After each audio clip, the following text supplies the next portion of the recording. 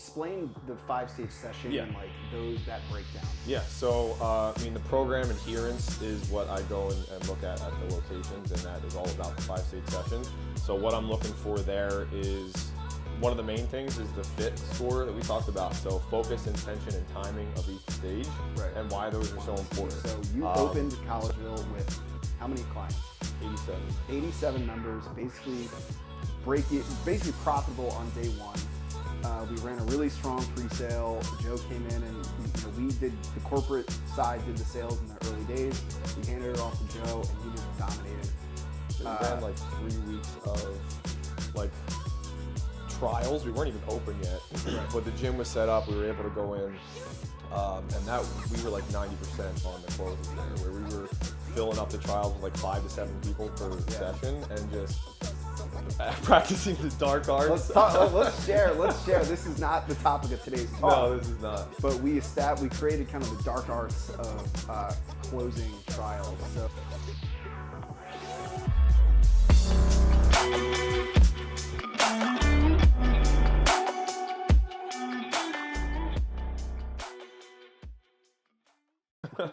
We are back, Little Jim Big Heart, with our interview series here in the studio with a very special guest, their Director of Training and Facility Leader for our Collegeville location, Joe Kinee. Hello, thank you for having me in your home studio. Yeah, Joe, why don't you give a quick background, your career background, and even just fitness background? Yeah, just even prior to college, I always had a want to get into some type of health industry. I started as a PT kind of mindset, but then quickly changed into exercise science. I was an athlete my whole life. I played baseball in college. Was an exercise science major at Westchester and graduated a bachelor's degree there. Go Rams. Go Rams. We're in Westchester right now. That led to a number of good mentorships, one of them being with Rob Rubina, who kind of solidified myself as wanting to continue down this path of being a strength and conditioning coach, and then eventually got a job at small group training gym. Went off and did my own thing for a few years, had some brief stints at a couple different colleges, worked at a ton of high schools, worked with all populations from youth to professional athletes, moms, dads, grandmoms, grandpops, all that jazz, general population. And then when we originally crossed paths, Jeff slid in my DMs on Instagram, and I didn't respond for a couple days because I was out of the country. But then as soon as I got back, we hit the ground running, and then Engage Collegeville was born. It was born, yeah, a little recruiting strategy, sliding into DMs. So we were just like putting feelers out for the next facility leader, and Jeff was like, dude, you got to check this guy out. You were creating content. You were clearly kind of in some position that was entrepreneurial, which is really what we look for. Yeah, I had no idea what I was doing, but doing something is what I was doing. Yeah, but for those like looking for roles like yours, I mean, we've learned a lot of the boxes that we check are people that would be doing this type of thing anyway. So you can't bring somebody in and expect them, like once they get the job, they'll start creating content and they'll start generating their own business and being good at, decent at sales. Cause I don't think you were ever like loved sales. Yeah, I don't even think that I was doing any of it other than just like word of mouth stuff for the most part. We kind of saw that you were doing the stuff that would be asked of you, and that's really kind of what we look for. And we've made plenty of mistakes with putting people in positions and just being like, we'll teach them how to do these things, which really a lot of them are inherent skill sets. Yeah. So what were you doing? Like break down, because you were kind of one of those guys that... Yeah. So, I had enough experience under my belt at that point. And once COVID hit, the gym I was working at wound up closing the location that I was essentially managing and running the gym and doing all the programming for. So I moved on to just doing my own thing. I had some clients follow me online. And then also almost like the next week after that the gym closed, I started running my own, which at the time I wasn't even aware that small group personal training was like a thing. But I was doing small group personal training for like Monday, Wednesdays, and Fridays from 5 to 10 a.m. At a gym. And then in the afternoons, I had a couple contracts with some local high schools. And I had some online people that I was working with, just strictly online. Some of them were hybrid where I would go in person. I was driving like 1,000 miles a week. It was outrageous, and it was fun. It was a lot of experience, and I enjoyed it. But I never really, I felt like I wasn't really pushing for growth. It kind of was what it was, and wasn't really getting anywhere. Yeah, kind of took it as it came, and not as much strategy behind it. Yeah. But even just the way you talk about it, like the attitude that you have about it, like it being a fun experience. Yeah. That really shows a growth mindset, because in the moment it was probably felt like a grind.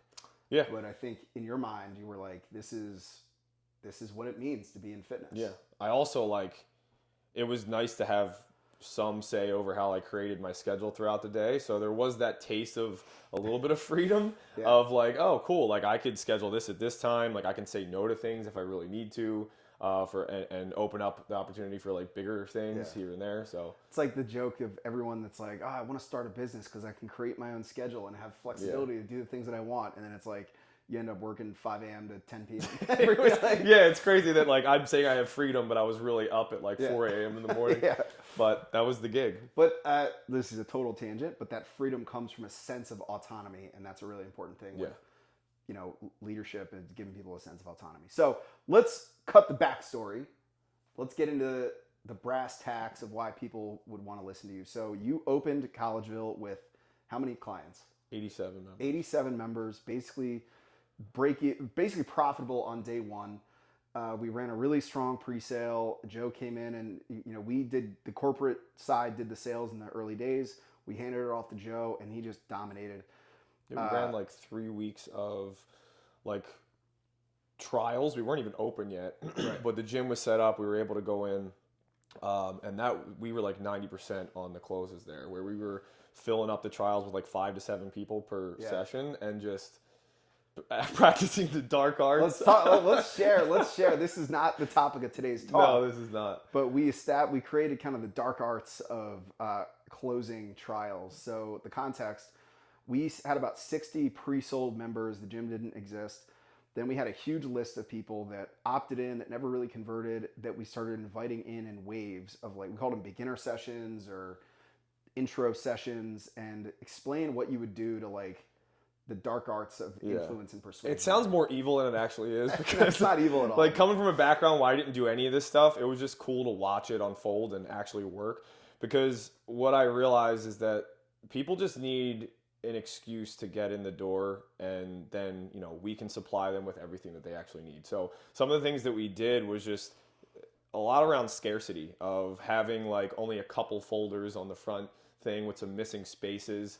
So we would set up a table with, envelopes that were these are the pre-sale membership agreements. Yeah. Right. I'm I only have 3 left to give today, but I really didn't. Yeah. But at the same time, I'd have everybody staying after for 30 minutes, setting their schedule and making sure that they get a slot at the end of those intro trial sessions. Yeah. So the idea was we had a big table and only 4 envelopes. And I was like, hey, no matter how many people come to the session, just make sure there's less envelopes than there are people coming. Yeah. And we would space them out it looked like there were open spaces, and it seemed to work really well. I mean, 90% close rate. I don't know if that was just attributed to the folders or the really good session, but maybe a combination of both. This is something that people are snatching up. Yeah. But again, I think it's just I'm so confident when people come in the door that they're gonna have a great experience. And that's gonna trickle into stuff that we're talking about. Of the training side is the baseline of stuff that you need to be successful. It's more so just being a good host and putting on a good training experience and being a coach over just being a trainer. Right. And so that's your day job. Yeah. So now, it's been the 2.5 almost. Well, when did you get elevated to the director of training for Engaged Personal Training? It's about a year, probably. Yeah, we're over a year mark at this point, I believe. It's evolved multiple times. Yeah, I think there was some time when I had the position, but I was coming into the leadership meetings and just sitting in the corner with not really a title. And this is a reality of a growing business. We had him, his gym was full. We clearly saw potential in your leadership ability and what you could do for the training product, and we really needed somebody that was going to take full ownership over the training product. On day one, we had no idea what that really meant. Yeah. Aside from Joe just is the epitome of what we want all the gyms doing. you're going to be the director of training. And we were kind of like, let's just figure it out as we go. And we have really just been continuously tweaking and workshopping like what the actual job description and KPIs are, Yeah. which I really want to spend the bulk of today's episode talking about what that role means in any gym. This could be a single location like Gage, or multiple locations where somebody's in charge of overseeing the overall product and the ways in which you go about that. Yeah. Basically just took the initial words out of my mouth. Oh, yeah. Overseeing the product and setting the standard for, what our brand is. So creating and implementing across all locations the actual programming that we do and the exercises and the structure, which is the 5-stage session, which we can get more into. Doing weekly site visits to audit the experience and to make sure there's quality control on the coaching end and what the clients are experiencing. And then on top of that, continuing education for our coaches and our facility leaders. The weekly coaches calls have been... Well, we'll get to that. Yeah. Because I want to start with, if you are in this position and we've been there for a long time, how do you construct, or how did we go about constructing like the brand identity of this is the training product identity? Yeah. I mean, a lot of it was built around what our three uniques are as a company. So personal attention, comprehensive approach, and community focus. Like incorporating all of those things into the small group personal training atmosphere. I kind of joked before that like the small group is the community aspect of things. The personal is the personal attention, and the training is the comprehensive approach. So small group personal training all together encapsulates what our 3 uniques are. So great jumping off point. I didn't expect you to go there, but that's a quiz on our 3 uniques as a company. So glad you knew those off the top of your head.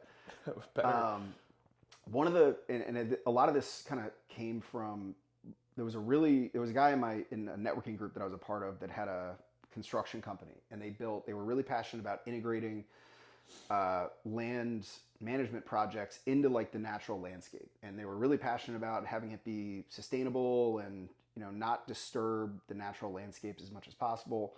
But something that they did, which I was like just blown away that a company at this scale thought like this. But basically he was like, all of our projects have these like core belief systems around it. And he was like, every house that we build, there must be a view from the kitchen to the backyard, because we want families that are spending a lot of time outside. And the studies show that if you can't see the backyard, your kids won't play back there. Another one was like every single front porch should be, I can't remember the dimensions, but X dimensions, because that's exactly the size of 2 rocking chairs that, we envision our families growing old and like sitting as a couple as they age, on the front porch watching, whatever. And I was like, holy shit, like for that to be, those to be like this, and they're very strict about it. Like they won't work with a builder if they don't have those standards. That was what really inspired me to arm you with like that idea, like how can we build a training product around our 3 uniques, what we want our clients to experience. And I think that's what you took the ball with and just ran. So explain how you've kind of taken those 3 uniques, which are a community focus, a comprehensive approach, and personalized attention. Yeah, I mean, we can take it right to the site visit scorecard that we utilize, which again has evolved over time, and it's going to continue to evolve. I was just talking with Jeff about how I want to get more specific and granular into things, because the more specific, just like that example you mentioned of like having X dimensions on things, the easier it'll be able to have like to-dos and actions based off of why I left this unchecked on the scorecard. Well, and it's also, I mean, you've built the whole session experience based on like, hey, we start the session this way because it's this time that people develop a sense of community. Yeah. We come together on explain the 5-stage session and like that breakdown. Yeah. So, I mean, the program adherence is what I go and look at the locations, and that is all about the 5-stage session. So what I'm looking for there is, one of the main things is the fit score that we talked about. So focus, intention, and timing of each stage, and why those are so important. So the 5-stage. I was saying, explain what the 5-stage session is. So I was going to get into that. The 5-stage session is our comprehensive approach. It is engage, prime, build, blast, and disengage. And it encapsulates all the training stuff that we want to get done within that time frame, but also all the interactions that we want to take place during that time frame as well. So the engage stage is essentially just a warm-up, but we were more focused on not just mobilizing the body, but also the mind. So using that time to leave any issues at the door for people. Any task residue, that's a big word that you mention a lot, and leave all that stuff outside the door. Have something that kind of breaks that that disconnect from outside to inside the gym. That's also a good time for us to start to build rapport with people. One of the pieces on our scorecard is greeting people by their name within the first 10 seconds as they arrive. Somebody actually wrote on, so we have this board that we had for our 2-year event, and one of the things that somebody wrote on it was, because I wrote engage is and then just left out markers. Yeah. Somebody said that engage makes them feel like Norm from Cheers, which makes me feel perfect, like that's perfect. Like as soon as they walk in, they're like, they know my name, they're shouting me out. So that's the vibe that we want to kind of create. The Norm from Cheers type vibe is all about that engage stage. The prime stage, like, when we're talking about training wise, it's power stability. So I always say power, core, and advanced preparation. We're getting ready for the bigger stuff we're going to do in the build stage. That's also so time. I just want to summarize again. Engage is essentially from the moment they walk in the door into the mobility and the warm up. If you want to get specific about timing, it's 5 minutes before to 7 minutes in. Perfect. Yeah. That way we have quick demo on what our next stage would be, which is our our power, core, advanced prep work in that prime stage. And that's a great time to just check in with people, get a vibe for what their energy levels are at that day. The WTF questions, the weekend travel and family friends, is always something I recently came up with after going over some of that coach approach stuff, which was another thing we can get into. But that's what the initial, the prime stage is about. It's like checking in with people. We're training, we're also kind of shooting the shit a little bit. And that builds us into the build stage. Well, and physically, the prime stage is like a nervous system priming. Yeah, like we're talking about like neuromuscular recruitment, and we gotta appeal to the training nerds and the business folks. So, and so it's increasing coordination. We're doing a lot of full body, more fast paced stuff, some impact stuff too as well. Low impact does not mean no impact. So that's, and we're building, we're focusing on things like bracing and core stability in that early on stage, and adding a lot of novelty early on too as well. So that is when the weights are light, you can let them throw stuff. I talk a lot about novelty and consistency and having a good balance of both within the program, because that's what's going to, keep your members engaged for the longest. In the right times. Yeah, exactly. You don't want to go novelty in the meat of the workout. No, novelty's good early on. Even back in when I would train at high schools. Right. These kids have long days at school, and then we're going to do some training. We got to play some games to actually warm up. And it's not like we're in the gym playing games with these people, but I'll add in what we call intensity limiting variations, where use something like a wild exercise that I wouldn't necessarily have in the build section, but like a bird dog row on a bench, where they're in a limiting variation position, but we can still load up. We're still going to get some coordination and some core work, and we're also going to prime the shoulders a bit for the bigger movements we're going to be doing. So taking it a step further, the meat and potatoes that'll work out, which is the build section. We're at the pinnacle here. The third stage, this is where the most consistency lies. We've implemented having a 3-day approach. Our average member comes in about 2.3 times per week. So we have a 3-day cadence that everybody just picks up wherever they left off. And then over that, the weeks that we are running that program, they get to just build off of those build days as we go through. So progressive overload for, it could just be, in a nutshell, is what the build is all about. Giving people focus on the big three movements, always understanding that not every exercise is inherently necessary, but we're always using those big movement patterns as like our structure to lean on. We have an adaptable program. We meet everybody where they're at. There are at least one or two variations of ways to scale something up or down when we're especially in that build stage. And that's a big part of like our continuing education and communication with coaches is just understanding what those things are and being prepared prior to sessions. That way you're making less like quick decisions on the fly, and you know, if this happens, then I do this. If that happens, then I do that. Right. I'm smiling listening to you talk about it because you're so crisp in your explanation that it makes me really proud. Oh, well, I appreciate that.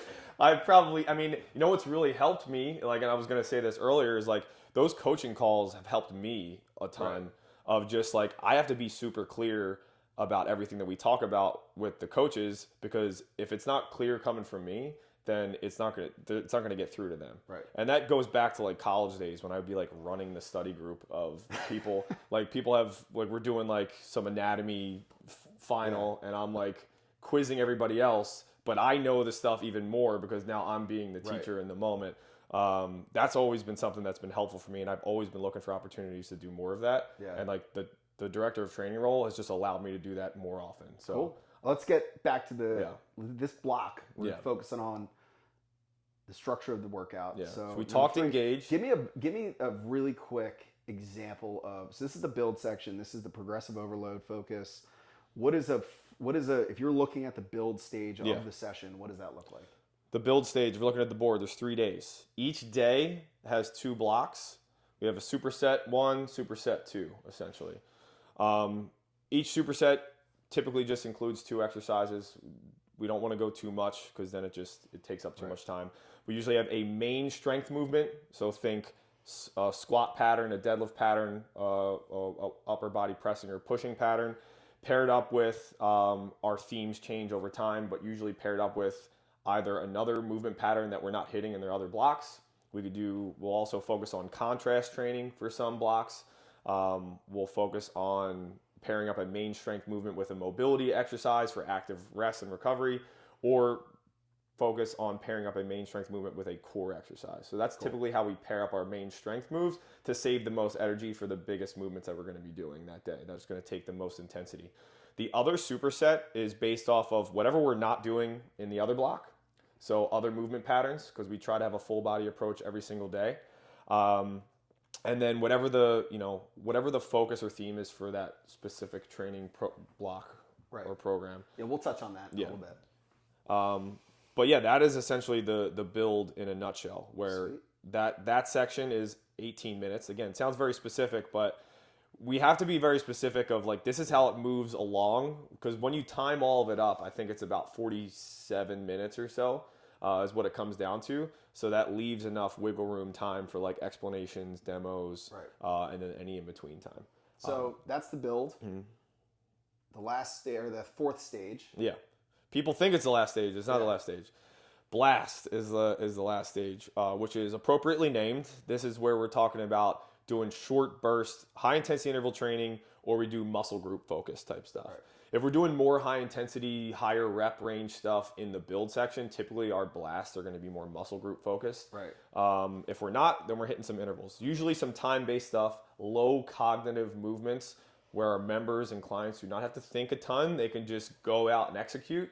Usually having timers attached to them as well, where it's like 30 on, 30 off is a great example. Well, I love that low cognitive aspect. Because it's the back end of the workout. They're going to be depleted for the most part. We're just looking for effort. And then something I love that you always talk about is the training effect, which, is not scientific in nature as far as getting people results, but it's giving people the experience that they want. And the training effect, in quotes, is the sweating, being out of breath, feeling the burning calories, all the little things that we're going to trigger. I just had an amazing workout, and then they don't even need to realize that they just hit PRs in the build section, or worked on power early on, or worked on mobility at the beginning of the workout. They don't know. Yeah, they just think that a good workout is a check the box workout where I sweat, I burn calories, I get out of breath, I leave. Right.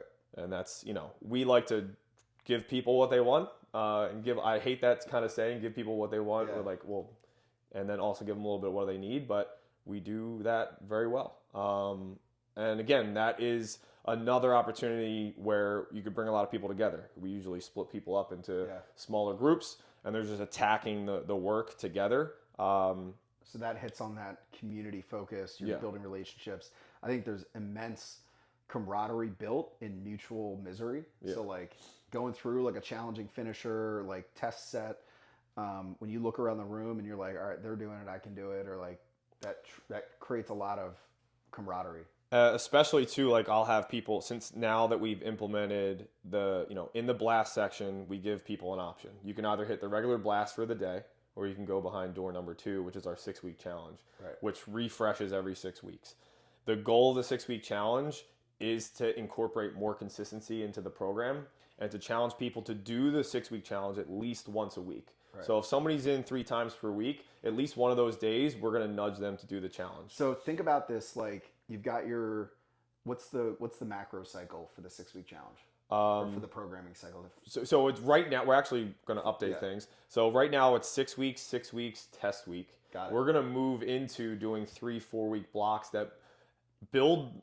There's going to be some updates each 4 weeks, but they're going to build off of each other and still have some more consistency within based off the feedback that we got from people. But if you're picturing this, like picture a 4-week block with a 6-week challenge, or sorry, let's do a 4-week challenge. 4-week challenge running underneath the whole thing that stays consistent throughout. Yep. What is that 6-week challenge? Like, what is that? Yeah, so, I mean, it changes up, but again, the goal is to see improvements and push yourself and compete every week. Compete every week is probably the one sentence that you can just blanket across it. Right now we're doing people love doing core work. It's the core crusher. It is just a big bang for buck core AMRAP with 4 movements, hitting all different movement patterns that people love to do. There's some people that do it every day they're in, and I will never not let them do that. Yeah, but I guess the idea is like on your first time doing it. The goal is to like sometimes we'll do like a bike sprint, like a 1 mile bike. Because the fact remains the same. It's either increase your rounds, reps, or decrease your rest. On the bike sprints, on the bike challenges, like this next 6 weeks, we're going to move into doing the 1 mile bike. Right. So the goal is to try to beat or repeat every single week what you did on the 1 mile bike. That's kind of the idea there, is giving another metric to show clients the progress that is being made. Because again, like it's hard for a lot of like cognitive load wise, like they're not going to track unless you have some sophisticated measuring system, knowing exactly like their dumbbell bench progressions and exactly what progress they've made there. The coach should remark on that always. Yeah. But this is like a very simple way for us to remind them of the progress that's being made in the gym. And we're in the process of implementing like pen to paper tracking sheets too for the basic stuff, mainly for like the build and the 6-week challenge, and having like note sections for other things, because I have a number of members at my location, and I know that at other locations that do it themselves. So we're gonna have a more systemized approach for that, and it's gonna be something simple where it's just like some printed sheets that the coach can then be more proactive and make some changes prior to somebody's session. We can check in if somebody's coaching the session that wasn't there the previous session, they have some notes to go off of. That way it's not always like, what day are you on? Like, what did you do last time you were in? Where do I start? And we have some answers to that. So we're taking out some of those questions, because at the end of the day, I don't believe that tracking everything is completely necessary, but it is a powerful tool to, like, especially for people that have been with us for a while, to point out the small wins that they're seeing if they're not necessarily feeling like they're winning all the time. All right. We got 1 stage left. Yes, we do. This is, don't overlook the disengage stage. It's not just about a cool down. It is about closing out the session and celebrating everybody that's there.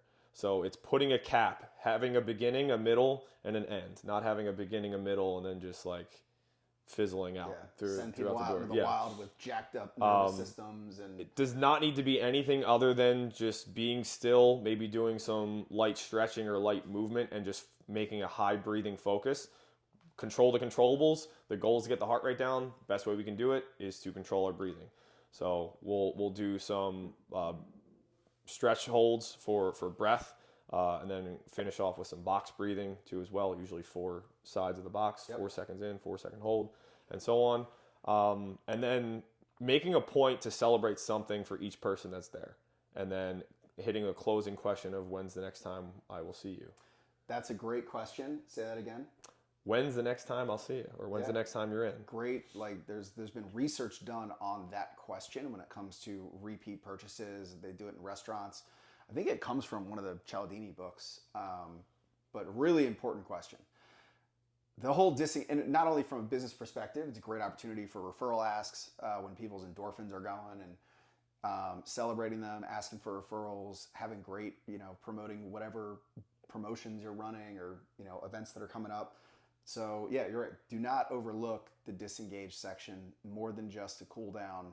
Great opportunity for bringing people down, celebrating those things. Yeah. There's actually I posted it in our Slack channel. There was Psychology Today ran an article about what's called the peak end effect, and it touched on some of the things you mentioned, which is like, people aren't going to remember the middle of the workout for the most part. They're going to remember like the peak end, that blast stage, and how they feel right at the end. Mm-hmm. So the more you can, design your programming to like have that peak end where the music hits right and they're sweating and they're out of breath, maybe they feel their abs burning a little bit, you're going to have a much better client experience. If it kind of just awkwardly ends, and it's just like, all right, like, I guess just wrap it up, and then that ruins the whole experience. Yeah, and then another aspect too is just like cleaning up together. Leave no trace, making sure that the room is set the same way that it was when you came in for your session. Awesome. Holding adults accountable to cleaning up after themselves, which, you do it a couple times, people catch on. They're not little kids that. Yeah, and it's a great cultural thing. Like, you get people that take pride in that stuff, and when new people come in, they kind of mentor each other on we make some jokes about how the med balls are set up and how the weights are turned out correctly. So we covered the 5-stage. I don't want to go. We could do a whole episode on all that. Yeah. But we have the 3 uniques, mm-hmm. right? Which we mentioned, community focus. How do you tie in that, now that the viewers, the millions of viewers out there, are aware of what the 5-stage session is? How do you tie in? The personal approach is the scaling up and down. I think that one's obvious. That's inherent. Yeah. How do you tie in the comprehensiveness, which that's inherent as well, but the community focus too? Just into the training, the session experience itself? And not to mention, like, this isn't just you. Yeah. This is how we've built it into the company and designing a product that is scalable. Yeah. I mean, do you want me to touch on like community events and stuff like that? We'll touch on the timing. Okay. Oh yeah. So like the timing of each stage. Yeah. Yeah. And the reason for it and so having the breaks in between the stages is important to me, especially when it comes to the session, because it is a time to bring everybody together. At the end of the day, it's still personalized, and we want to send people on their direction of what they're doing. But having that quick, brief pause at the end of the engage stage where we're bringing everybody together, that's a great time for us to do, while people got the blood flowing after the warm-up, do a couple quick announcements on whatever events we have coming up, celebrate milestones. So we'll shout people out for hitting any on the 50s, 50, 100, 150, and so on. And then people clap it up for people. So it's a great way to start the session. If somebody's got a birthday, we'll celebrate that. So that's, early on, a good break in the stage. And then we bring everybody together again. We have a good understanding of who's going to be on which day in the build. And then those people break and go work together. Everybody stops together. We go through the demos. Everybody's on the same page. We clarify that. And then we go our own way there. And then, again, bringing everybody together again before the blast section. And then some people are making their decisions based off of what other people are doing. Like, are you doing the challenge today, or are you doing the intervals today? And then they'll go with their buddy to go do the whatever they're doing. It's almost it's almost like 4 quarters of a football game. Yeah. It's the break that you come together, you huddle up, you create the plays for the next thing. And without that, because this didn't exist, like that specific structure of like, it's this exact time, when the timer's off, we all get back together. When that's not there, what happens? It's a circus. A little bit of chaos. You still have control in it, but then it becomes like, this person's waiting around for me to talk to them. If we're doing most of our, speaking to the room all at once, that will save us a lot of time on the back end. Even if things are, even if we have to turn the music down for a minute or two and just go over what the next step is. Number one, it is a strength training session. We're not doing a boot camp class where we're just trying to like kick everybody's ass for 60 minutes. Right. Less is more. So if we can get people to chill out, regain some energy back, and then step into the next stage and crush it, that's even better. Right. So it's not like people are standing around getting antsy waiting to go on to the next thing. But without that break in the session, then I just see this person is starting 5 minutes ahead from that person. And then as a coach, I am now You lose control. I am coaching in multiple stages. Multiple people are doing multiple things, which the less chaotic you can make it as a coach, the better the experience is going to be for the client. Yeah, I love that. And I love that you built in some of those breaks and the timings because, again, the community focus, that's where a lot of that happens. If you don't have that, everyone just kind of feels like they're more isolated. Yeah. They're going about their workout on their own versus the times to come together. So how do we, that's the structure from the company level. How does your job come into play here? Yeah. So, I mean, the site visits, I just, adherence to everything we just talked about. So how do you, and this is because we've made a lot of work on the site visits. So the site visits where Joe goes and watches a session, grades it, and gives feedback and kind of coaches the person on it. Yeah. It's gone through a lot of iterations. Yeah, and it's going to continue to, and it's going to get better every time, which is fine. Yeah. But right now, there's 33 items on that list. There are program adherence items, which essentially is like 5-stage session. Are we hitting the focus, intention, and timing? Touch on that. So the focus of each stage. So if we talk about, let's just take the engage stage. The focus is mobility. The intention is to mobilize the mind and the body. The timing is 7 minutes. Are we doing those things? For the most part, that should be happening no matter what, because we are doing all that stuff on the coaches' calls, and I'm reviewing programs. Right. So I'm going in, if there's anything other than what we already talked about, then that's a little bit of an issue. But for the most part, program adherence is the first step. Well, so I want to, let's take it to a little bit more of a meta level, because we've got the 5-stage session. Yeah. That's just the framework of what we're doing. Yeah. Then we have the fit. Yeah. Explain the fit. And I want to like illustrate and just make a note. If you listen to Joe talk, a lot of what he says, you speak very poetically and memorably on a lot of these things. Like you mentioned the thing with 3 R's, rest, recover. I don't know. No, the WTF thing? No, WTF. You mentioned something else with 3 R's that were like sexy language. It's like stuff that like you hear and it sticks in your mind. Big acronym guy too. Big acronym and alliteration is the other one. Yeah. So we're big with acronyms and alliteration, which is like starting words with the same letter. So the fit is how we can summarize like the explanation of each stage. So explain the fit. Yeah. So fit is, again, focus, intention, and timing. I can go through the fit for each stage right now. Yeah, like do it. And that's the point. He can explain the fit for each stage in a very short amount of time, which serves as a coaching moment where it's like, hey, what's the fit for engage? What's the fit for build? And like our goal is to get everybody to be able to know that. Yeah. So, I mean, engage stage focus is mobility. The intention is to mobilize the mind and the body, and the timing is 7 minutes. For prime, the focus is power and stability. The focus is typically based off of like key pillars of movement. Right. The intention is to coordinate and prepare ourselves for the build, and the timing is 9 minutes. The build stage, the focus is strength. The intention is to build strength and lean mass, and the timing is 18 minutes. The blast stage is the focus is endurance, high intensity interval training, and the training effect are the intention, and the timing is 10 minutes. And then the disengage stage, the focus is recovery. The intention is to cool down and close out, and the timing is 3 minutes. So that was great. So I want to like just to understand like there's the framework, then there's the more intention, and then we have the coach. Yeah. So the coaching and that, I mean, the part of the site visit is the the coaching scorecard of that aspect, which is more of the experiential side of things, not the training or the X's and O's. It's more the softer, soft skill side of coaching. So you built a coach framework. Yeah, the coach approach. Again, big acronym guy. Between my brain and a little bit of help from AI organization, we came up with coach, which I really love, and it encapsulates like every possible thing that I find was a strength for me that helped me be successful as a coach. And it just continues to grow. And I know that just like our scorecards and everything else, it's going to evolve and get better.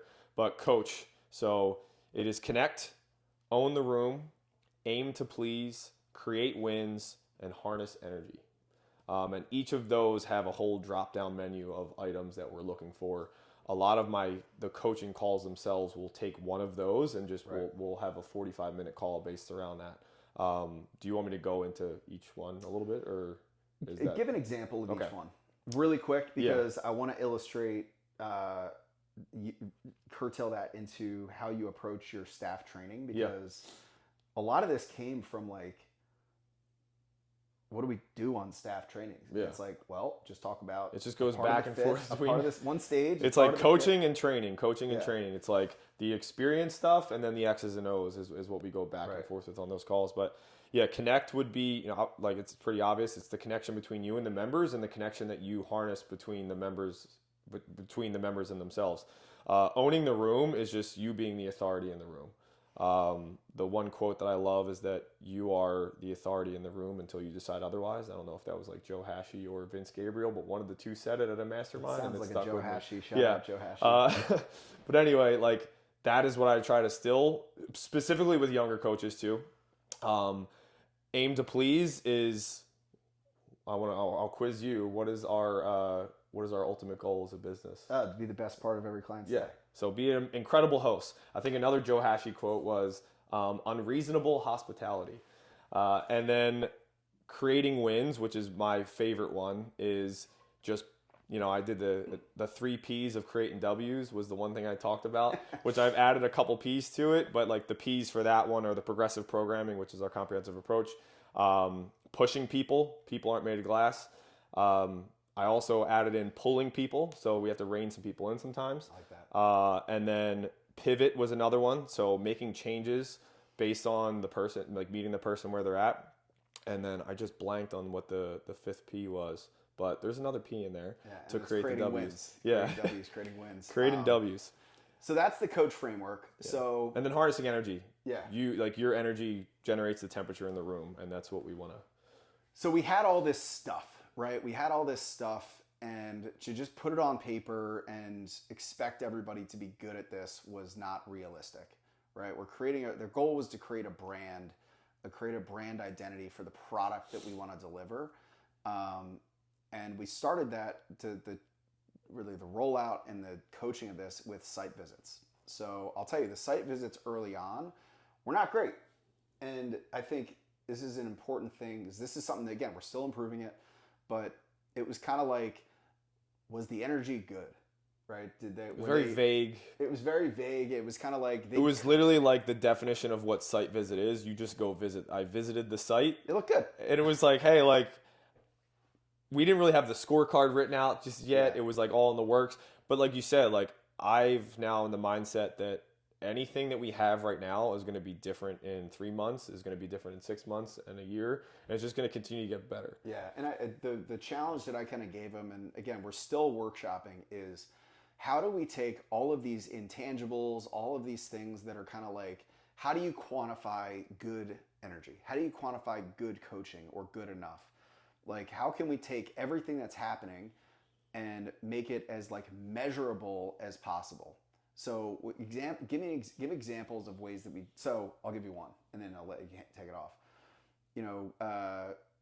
Coach greeted clients as they came in. Yeah, within 10 seconds by their name. So even like, more specific. Yeah, so it started as like the coach greeted people as they came in. It's like, well, how many people? Every person? Yeah.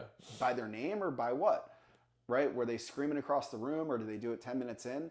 So the standard that we wanted to set was, how do we make that measurable, is greeted every person within 10 seconds of by name of walking the door. So the more black and white we can make it, like I mentioned earlier, is it makes it easier for us to assign an action step on that item. Right. Otherwise, if it's too vague, I can't really be like, do better at this next time, and then just And that's go on your way. that's kind of what we were. It was like, just like bring better energy. Like It's like just get coach better. Get like uncomfortably specific about the items that you want on the scorecard. Yep. So another one is like demos are less than 30 seconds. Demos include just the what, how, and why, or just what, why, and how of the exercise. So that way you can watch a demo, and if somebody's like, all right, you're going to go do a kettlebell goblet squat, holding the weight here, and that's not a qualifying checkbox demo. It's like, this is what it is, kettlebell goblet squat. This is why we're doing it. We're focusing on building strength in our legs, and then this is how you do it, and you show it. And then that should be done in less than 30 seconds. And that also stops people from being like, all right, you're going to do a goblet squat. You guys know what that is. Like, you guys know what that is by now. Then you're going to do recline rows. Remember, that's the one doing this. Yeah. You could change the way or like vibe the way you say it, but we just want to hit those check boxes. And that's what, we talk about having systems with a soul. Like, you don't got to say things the way I say them or how I say them, but we have to, we have to hold up to the standard. So other specifics, again, shout out Joe Hashi. Because I know he helped me a lot with the training manual side of things and using that as a reference. The 3 rep 1 comment rule. Yeah. So when you are correcting somebody on an exercise, you don't just say something and walk away. You need to see something, again, evidence, the 3 reps, make 1 comment. If it's good, great. Let them know that's perfect. Repeat what you just did and then move on to the next person. If it's not, then you step in and you can, give another cue or coach or pivot to something else. Right. But that way we're not just like, because one of the things is ABC 60, which is always be coaching every 60 seconds. And, I should be hearing your voice in some capacity within every minute. And maybe even shorter, but I think a minute's a long time. So I would probably even argue like, ABC 45 or 30 we can probably pivot to, but that's another thing that I've had to coach people on, and then it's also like engaging, and this is the parts where it gets hard to quantify, is like how much did you engage with people outside of just like training talk and jargon. But we're getting closer. We have a lot of items on the list. What does it look like now? So what is our site visit checklist? Yeah. And this is something that if anybody asks, like, we'd be happy to share it. Yeah. What is our site visit checklist locally? Not point by point, but give me an example of like how you go about that. Yeah. So, I mean, I'm sitting down in the session. I'm going to run through this the entire way. I will see the board, so I can do a lot of the program adherence stuff based on how the board looks. Right. I'm going through. Is it on brand? Is it formatted the right way? And then as far as the fit goes, I just check the box for each stage. Like, was the fit followed for every section? So that's something I can do on the back end. Some of the items are like quick check the box things. Like, are they in dressed properly and engage gear? Easy. Yeah. Did they start the session on time? Did they end the session on time? And that's why the importance of the timings is like, what is on time? Yeah. It's like, did they get through every stage? Right. Which is another one, which, there was an issue where there were some locations that were, there was no disengagement. There was the beginning, middle, and no end kind of feel to the session. And, they're trying to visualize the rest of the scorecard. But the logical scaling options for each exercise, so making sure that if we know that there's going to be a movement that we're explaining, that there's going to be people in the room that need an extra example. We're either mentioning or doing a quick demo of what that is if there's time for it, or letting somebody know that there is options for that exercise, or challenges. Options and challenges. Shout out Brendan Rearick. He was on this webinar that I just was on with Mark Fisher and Kevin Carr, and he told a story about how his daughter, who's young, was showing these different exercises, and she didn't know what progressions and regressions were, so she was like, this is the exercise we're going to do, and then over here we have challenges, and over here we have options. So it's like you have things that are going to challenge you, and then you have other options, which was an awesome way to put it, especially from just like a child explaining it. But that's essentially what it is. Like, we have ways that we can challenge things more. We have things, not to get, that's a little bit of a tangent too as well, but No, I mean those are that we kind of covered everything. So it's like the on time, dressed appropriately, demos. It was like, was the gym Yeah, organized the right yeah. way? And then Like, there's the cleanliness and organization section. right. So there's three sections. It's program adherence, coaching mastery, and cleanliness and organization. And that's where you spend the bulk of your effort, is like making sure that if you show up to a gym, and this is what we've kind of formalized, like, he's measured by the site visit checklist. Your kind of key performance indicator for your role is, I can't just give 100s out. yeah. Well, and the scores that he's giving on the site visit checklist, and then the way that you kind of facilitate that is in these coaching meetings. Yeah. So you run a weekly coaches meeting. Why don't you explain what you do on those coaches meetings? Because we're a remote organization. This is another challenge. A lot of our shit is remote, right? We do a coaches meeting at Gage, which we've done for years. It's a hell of a lot easier to like go over role plays and exercise demos when they're right there. We're in the gym. So what are you doing to create a really good coaches meeting? Well, to back up real quick on the site visits, I always preface when we're doing the debrief afterwards, because if you don't do that, then what's the point of the site visit? So having like a 30-minute debrief afterwards, I always preface it by saying, giving them like, you failed. Sorry. Yeah, I was like, we'll see you later. hand in your key. But I always let them know, like, I'm going to be extremely nitpicky on these things. Yeah. I'll even like check the box yes for something, but still give them feedback on it. So if I saw enough of it, but I was like, I'm just going to mention this anyway. So I try to have that rapport with all of our coaches and facility leaders of like, hey, like I'm also a coach and a facility leader too. Right. I'm just going to pick up on what I see and see how we make things better. The coaching calls, I needed to create my own little scorecard, which again needs to be revised and made more official too as well. But the main things that I'm starting to look for is just interaction. Another thing, like how do we measure a good coach's call? Yeah. Right. Because you could end and be like, yeah, I got through all my stuff. It was great. But how do we measure, like, what do we quantify as that was a great call? Yeah. The feedback that we get from the actual coaches on the calls, which is great, which a lot of it is, and it's better for me too. Like, I don't want to sit there and have to talk for 45 minutes straight because I don't think there's any comprehension. Like, I know that if somebody's doing that to me, I'd probably just be drifting off somewhere. Right. So measuring it based off of interaction, I have a bunch of Post-it notes with every coach's name written on it, to where like I try to get through all the notes by the end of the meeting to make sure everybody said something or talked. I love that, the Post-it notes. Yeah, so I just like folded Post-it notes in half and just wrote everybody's first name. And if I ask for like an opinion or like something to discuss and I don't hear anything, I'll just pick up one of the notes and be like, all right, Vicky, what do you think on that? What are your thoughts on this? That is a fucking writer downer if I've ever heard one from leading meetings. If you have Post-it notes, maybe a little archaic. Yeah, wicked. Again, this is something I thought of like 10 minutes before like one of our meetings like weeks ago. And I was like, I'm just going to do this because at least it'll give me like, I could quantify how many people actually spoke. And another one, if you do these things on Zoom, I don't know if we have this setting set up, but there have been times, there are certain Zoom meeting reports that'll give you what's called like the percentage of talk time. Like if you want to have somebody be really happy with the way a meeting goes, the more they engage and talk, like you can bet that they're going to be happy with how that meeting went. So one of my favorite books, Leadership is Language, there's a whole chapter on what he calls share of voice. And it's like, if you had a recording, what percentage of that recording is your voice versus others? And you want to have it as equal as possible. Yeah, I mean, that's the main thing that I've been focusing on as far as like, just get more interaction, get more collaboration, like those two main things. And then I'm going to continue to just, evolve that from there. But it's a 45-minute call. So, that Telling Ain't Training book has been really helpful to just like get better at like the remote training and how we can structure that call. But that's an important point on that. Yeah. What's really important is Joe didn't, ascend to this position just because he's a great coach.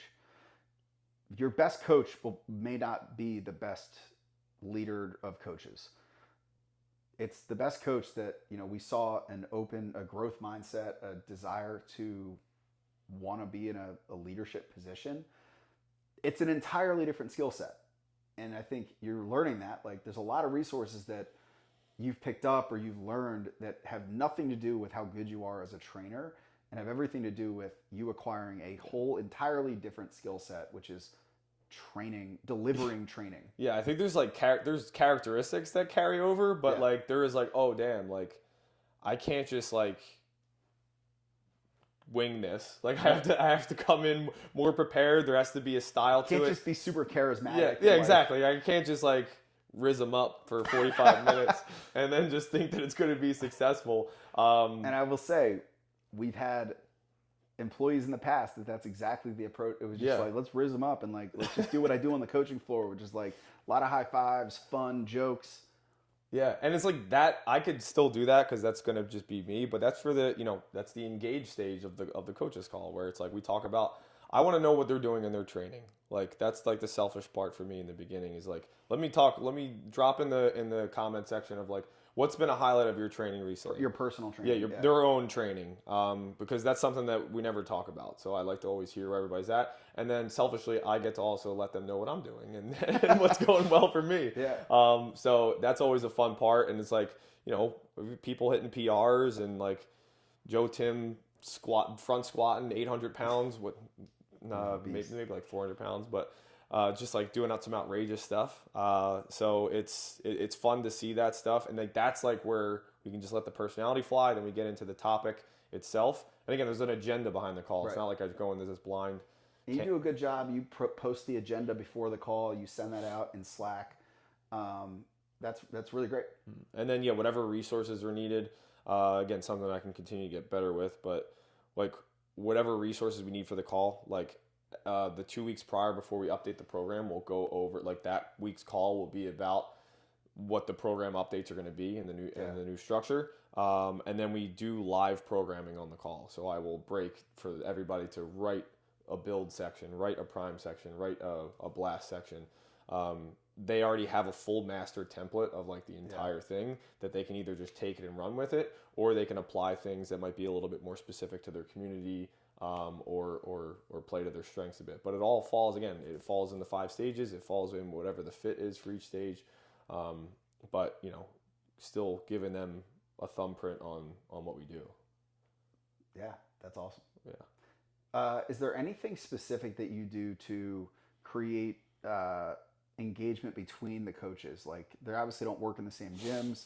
Some of them aren't even in the same state. Is there anything that you've been able to do to bring people together in that capacity? That's a tough thing to do. Aside from like some of the Zoom breakout rooms and like forcing people to just like have conversations about things, just some of the activities that I've implemented on the calls, like having them give compliments to each other, like basically just making them be uncomfortable. And that's something that Dave Good, shout out my head trainer over in Collegeville, me and him have had some lengthy conversations following the coaching calls, and he has good feedback on things of like how we can make interactions better. But I want to implement more ways to, sorry for any of the coaches and facilitators watching, more ways to get people uncomfortable on the calls, to like share more information. And because, that's a part of creating a good experience is being vulnerable and being open to just saying what's on your mind and doing things that you wouldn't necessarily do if you weren't asked. Yeah, absolutely. So you just gave a great summary of what it means to be the director of training for a growing multi-location business. Obviously, all of this applies to if you have a few trainers that work underneath you or you're leading a training team. What do you see as the future or what's next in your role? Yeah.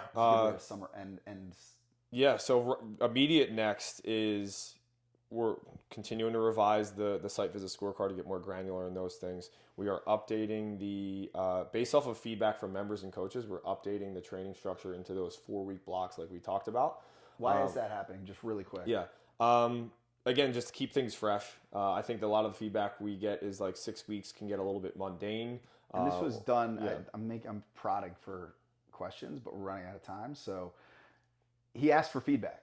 Yeah. You asked for feedback like he does a really good job of engaging our coaches and our facility leaders for feedback and makes it actionable. One of the pieces of feedback was some people were like, hey, the 6 weeks goes long. Clients want to see a change a little bit sooner. And then, I get the wheels turning of like, how do I spin this as a positive? Because like sometimes change can just be like so miserable to go through and like, oh, we have to change this whole system again. But like it's ever evolving. But it would actually just make it better. We can spread things out a little bit more. We can still have consistency through the 4-week blocks.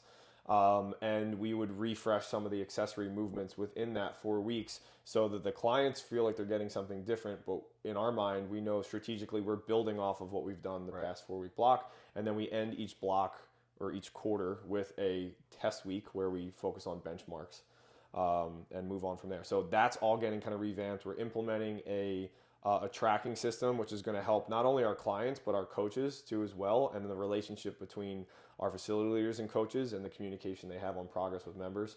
And then the coaching calls, just continuing to get good interaction on those and create content that the coaches can make actionable out of those calls. Yeah, I mean, it's just better every day. I think your goal is for all of your coaches to be up to a certain bar.